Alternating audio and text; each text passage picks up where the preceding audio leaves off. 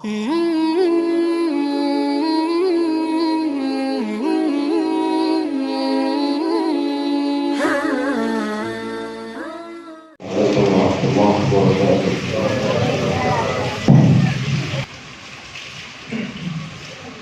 hamdalillah nahmaduhu wa nasta'inuhu wa nastaghfiruhu wa nastahdihi wa na'udzu billahi min shururi anfusina wa sayyiati a'malina man yahdihillahu fala mudilla lahu wa man yudlilhu fala tajida lahu waliyyan murshida.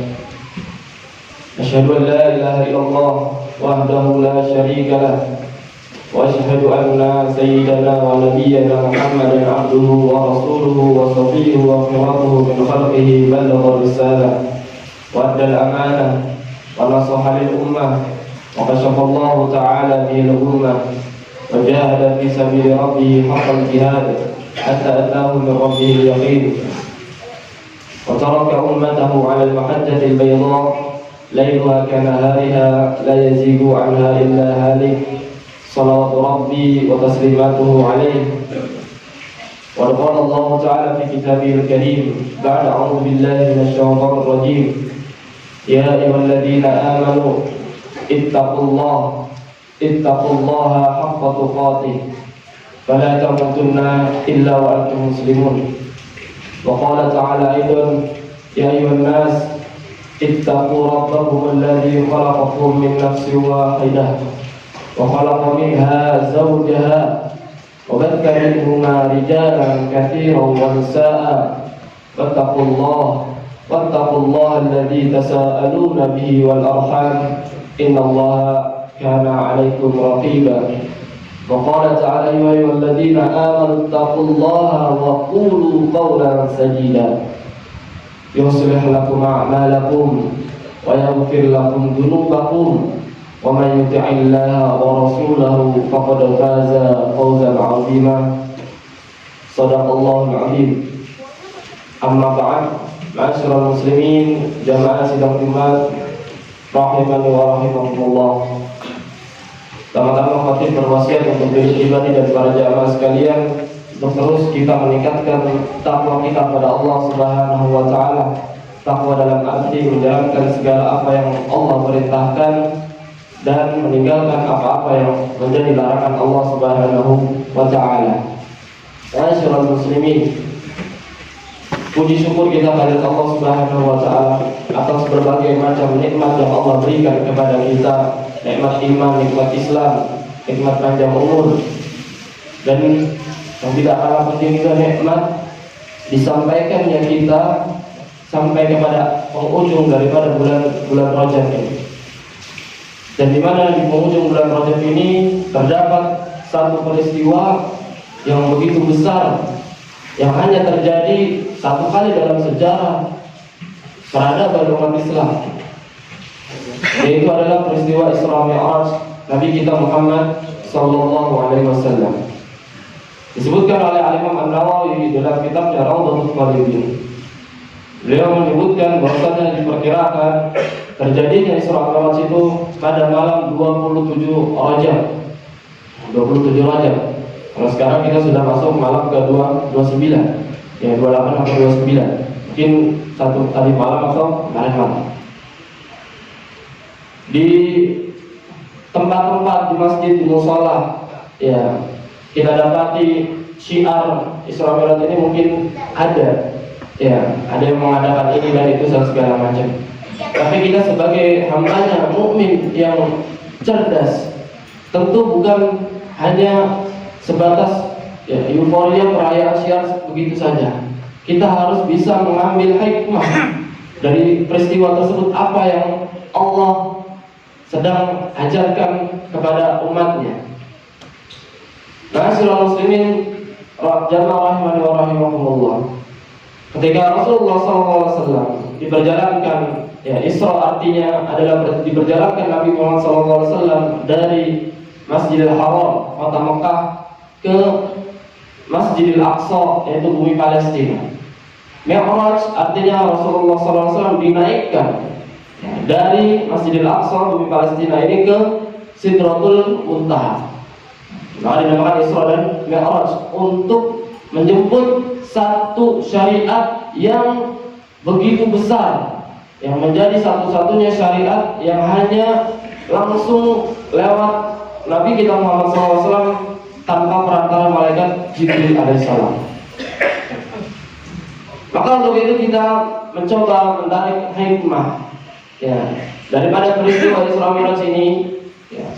Di antara hikmah yang pertama adalah Isra Mi'raj ini adalah hadiah besar yang Allah karuniakan kepada Nabi Muhammad SAW. Hadiah yang dimana kita ketahui dalam sejarahnya, sebelum terjadinya peristiwa ini, Rasulullah SAW diuji dengan ujian yang begitu besar, yang membuat beliau sedih, gundah gulana, yaitu wafatnya paman yang beliau cintai, Abu Thalib, dan juga istri beliau Khadijah radhiyallahu anha. Sampai-sampai tahun ini disebut dengan Amul Huzn, tahun kesedihan. Rasulullah SAW begitu mencintai Khadijah, menjadi penopang dakwah di awal-awal, menjadi wanita pertama yang beriman kepada Nabi SAW. Begitu juga Abu Thalib, walaupun wafat bukan dalam keadaan Islam, tetapi beliau memasang jiwa raga badannya untuk membela Nabi Muhammad SAW. Maka ini menjadi hadiah bagi Nabi SAW, diperjalankan oleh Allah Subhanahu wa Ta'ala untuk bertemu dengan Allah Subhanahu wa Ta'ala, menerima syariat yang besar tersebut. Hikmah yang kedua, ma'asyiral muslimin, adalah Allah Subhanahu wa Ta'ala ingin menunjukkan posisi penting Masjidil Haram dan juga Masjidil Aqsa. Sebagaimana penyebutan Masjidil Haram dan Masjidil Aqsa di dalam surat Al-Isra, ketika Allah Subhanahu wa Ta'ala berfirman, Subhanalladzi asra bi 'abdihi lailan minal masjidil haram ila al-masjidil aqsa alladzi barakna hawlahu linuriyahu min ayatina innahu huwas samiul alim. Maha suci Allah yang memperjalankan hambanya dari Masjidil Haram ke Masjidil Aqsa, yang diberkahi di sekitarnya. Untuk apa? Linuriyahu min ayatina, untuk kami perlihatkan tanda kebesaran kami, yaitu adalah Masjidil Aqsa. Ini diharapkan umat kaum muslimin hatinya terpaut dengan Masjidil Aqsa. Dan ini merupakan kiblat pertama kaum muslimin sebelum dipindahkan ke Masjidil Haram. Dan hal ini menjadi pertanda bagi kaum muslimin agar mencintai Masjidil Aqsa, cintai Palestina, karena ia merupakan tempat yang diberkati. Maka membela Masjidil Aqsa dan sekelilingnya sama dengan membela agama Islam. Hendaknya kaum muslimin begitu memahami bahwa ancaman terhadap Masjidil Aqsa itu juga ancaman kepada kaum muslimin secara umum. Untuk itu kaum muslimin wajib untuk berempati sesuai dengan kemampuannya masing-masing, dengan harta. Yang terpenting adalah dengan doa, dengan menyampaikan pesan-pesan positif. Doa dukungan kepada saudara-saudara kita yang tertindas di sana. Kaum muslimin yang dimuliakan Allah Azza wa Jalla. Hikmah yang ketiga yang bisa kita ambil daripada peristiwa ini adalah pentingnya sholat lima waktu. Di mana kita ketahui ketika Rasulullah SAW diperjalankan itu menggunakan buraq, salah satu kendaraan tercepat, hewan menyerupai bigol, yang Allah persiapkan untuk memperjalankan Nabi sampai ke Palestina dalam satu malam. Lalu diangkat Nabi SAW, ditemani malaikat Jibril menembus langit pertama. Nabi SAW bertemu dengan Nabi Adam alaihissalam. Di langit kedua, Nabi SAW bertemu dengan Nabi Isa dan Yahya. Semuanya mengucapkan marhaban bin Nabi. Nikmal maji'u ja, selamat datang. Ini adalah hari yang paling baik adanya kedatangan seseorang. Tembus sampai ke langit ketiga.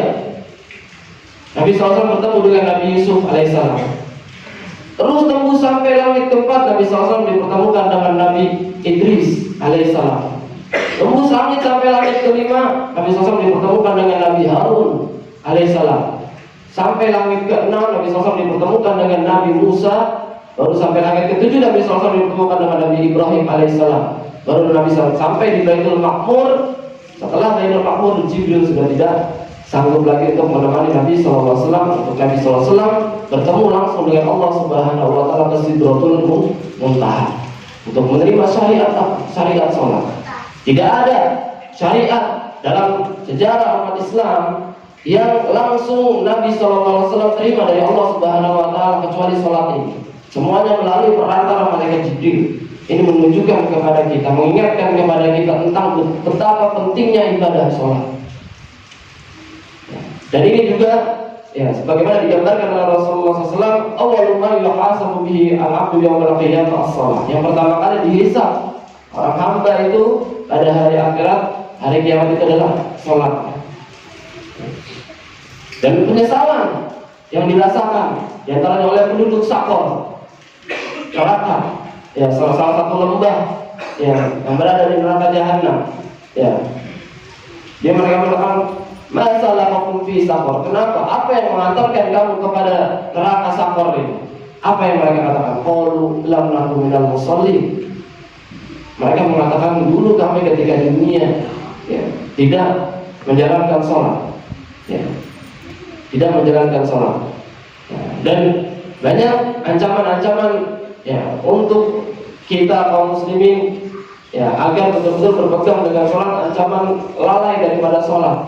Dan ini merupakan, ya, diantara ciri-ciri yang akan diwafatkan dalam keadaan su'ul khotimah. Ya. Semoga dengan peristiwa Isra Mi'raj ini, ya, menambah, ya, komitmen kita lagi tentang ibadah sholat ini, khususnya sholat 5 waktu. Nah, Ibnu Qayyim menyebutkan setidaknya kaum muslimin itu sholat sehari semalam itu 40 rakaat.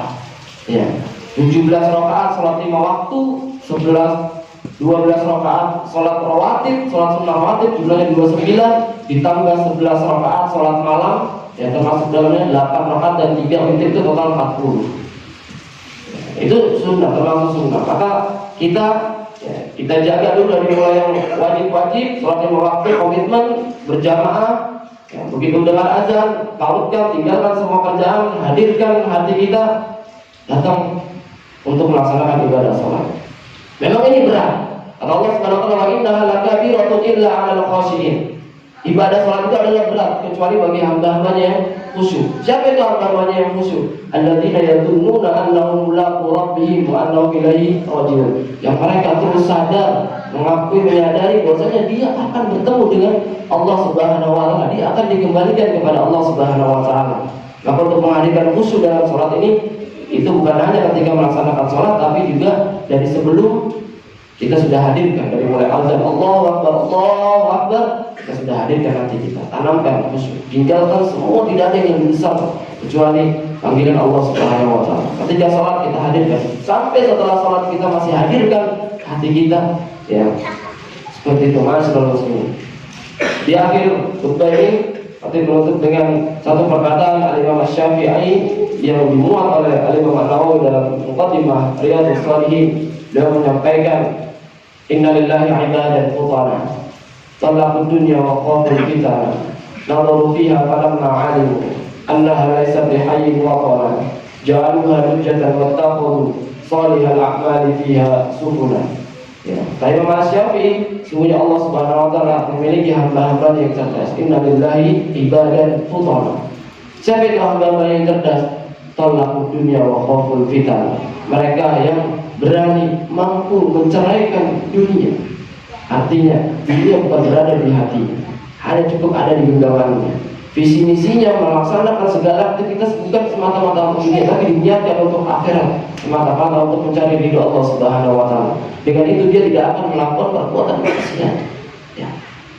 Talaqud dunya wa qabul fitnah. Nadhuru fiha falamma alimu, mereka memerhatikan, menyaksikan bagaimana hakikat dunia, baik yang disebutkan oleh Allah maupun yang disampaikan oleh Rasulullah, bahwa dia dapat di dunia ini annaha laysat bihayyin wa qamar, bukanlah tempat untuk dia tinggal selama-lamanya, melainkan dunia adalah tempat dia meninggal. Orang-orang cerdas ini dia tahu hakikat ini. Maka ja'alu hujjatan wa taqulu shalihal a'mali fiha sukuna. Maka ja'alu hujjah, maka mereka menjadikan dunia ini bagaikan hamparan samudra lautan. Wa taqulu shalihal a'mal, maka mereka menjadikan amal soleh itu sebagai perahu yang dia gunakan untuk mengarungi samudra yang luas ini, untuk mereka sampai kepada tujuan kampung akhirat. Dan Ali radhiyallahu anhu juga mengatakan, irtahalatid dunya mudbirah, dunia ini pergi membelakangi, wartahalatil akhirah muqbilah, dan akhirat ini datang mendekat. Wa inna likulli wahidatin minhuma banun, dan keduanya memiliki anak. Ada hamba akhirat, ada hamba dunia. Maka kata beliau, fakunu min abna'il akhirah wa la takunu min abna'id dunia. Jadilah kalian anak-anak akhirat, jangan menjadi hamba-hamba dunia. Jadi kalau kalian hamba-hamba akhirat, jangan kalian menjadi hamba-hamba dunia. Fa innal yawma, kata beliau, karena hari ini di dunia amalun la hisab, tempat beramal dan tidak ada hisab. Ya, imal maksita, terserah kita mau melakukan apa. Fa inna kamajiziyun, di semuanya akan ada balasannya. Dan kata beliau, waqodah, besok di akhirat hisabul la amal, tempat dihisab dan tidak lagi kita mampu beramal. Maka mumpung masih kita bisa diberikan kesempatan untuk beramal, maksimalkan waktu kita, kesehatan kita, fisik kita, harta kita untuk semata-mata mencari ridho Allah Subhanahu wa taala, untuk berjumpa dengan Allah Subhanahu wa taala di kampung akhirat. Aku lupa lihada, astaghfirullah wa lakum wa lisairil muslimin wal muslimat, fastaghfiruhu innahu huwal ghafurur rahim. Alhamdulillahi ala ihsani, asyukru lahu ala taufiqi wa tilani, asyhadu an la ilaha illallah wahdahu la syarika lah, asyhadu anna Muhammadan abduhu wa rasuluhu la nabiyya ba'dah. Qala ta'ala ya ayyuhalladzina amanu taqullaha haqqa tuqatih wa la tamutunna illa wa antum muslimun. Wa qala ta'ala innallaha qad amarakum bi amrin bada bi nafsi wa salla bi malaikatihi bi kursi. Wa qala ta'ala ya ayyuhalladzina amanu innallaha malaikatahu yusalluna 'alan nabi ya ayyuhalladzina amanu sallu 'alaihi wa sallimu taslima. Allahumma ighfir lil mu'minina wal mu'minat wal muslimina wal muslimat al ahya'i minhum wal amwat innaka sami'un qaribun mujibud da'wat ya qadiyal hajat.